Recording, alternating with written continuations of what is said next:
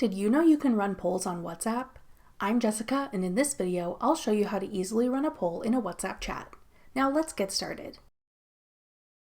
To run a poll on WhatsApp, open the app and navigate to an existing conversation you'd like to run a poll in, or start a new one with the people you would like to participate.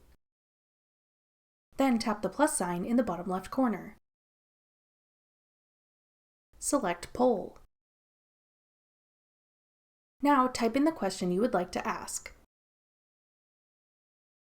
Below, type in answer options for your poll. You can add up to 12 options. You can change the order of the answer options by holding down the 3 lines to the right of an option and dragging it up or down to the position you want to move it to. If you would like to allow participants to select more than one answer option, leave the Allow Multiple Answers function enabled. If you want them to only select one, tap the switch to turn this feature off. When you're ready, tap Send to send off your poll into your WhatsApp chat. Participants can tap an answer option to select it, and everyone will be able to see the results. That's all it takes to create a poll on WhatsApp.